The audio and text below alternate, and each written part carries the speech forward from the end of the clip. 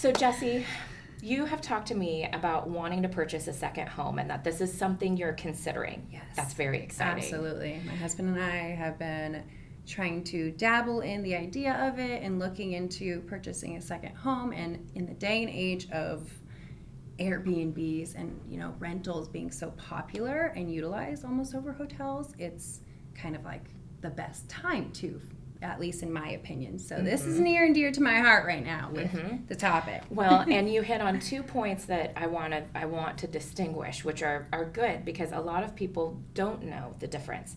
And so there's a big change coming to financing for second homes and investment properties, which is what I wanted to talk to you about today.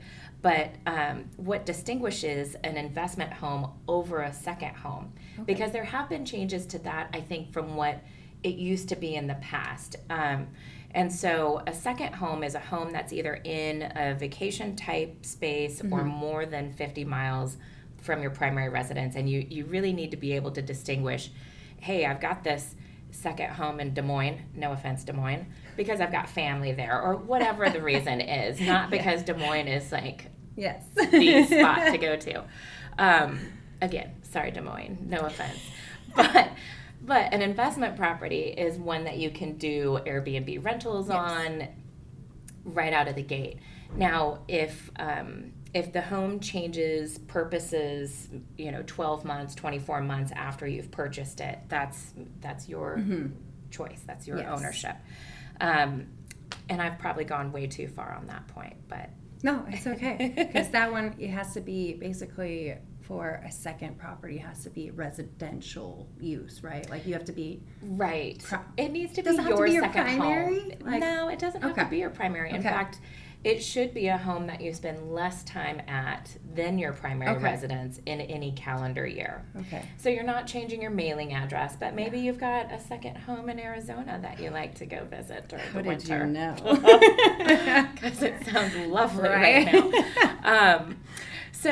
But the big change that's happening to pricing on these loans is that there's going to be anywhere from about 1 to 3 points in cost. Yes. And that's percentage points in cost. So if your loan amount is $300,000, your cost for the loan as of April 1st is going to go up to $3,000 to $12,000 more than what you would pay right now just in loan fees for the interest rate. Not in lender fees, but in fees associated with that interest rate. So for our friends that are considering purchasing a second home or an investment property, my goodness, I would say contact your agent or Jesy right away and make sure that I never want to pressure anyone into making a decision into purchasing quickly. But if $12,000 on $300,000 makes a difference in your decision making, you should absolutely start looking. At least looking, at least dabbling with the idea and the numbers and seeing what's realistic. Seeing what's realistic and making a good plan. Because if it isn't happening now, what does that do to your future plans for ownership? Is it a plan that needs to wait, or is it a plan that you can just make some adjustments to? Anyway, it's our job to let you know that information so that you can make good decisions with it. And how far in advance do you typically tell people to start? I mean, even if they're not currently looking to buy or add on or anything, how far in advance do you typically look for them? Sorry.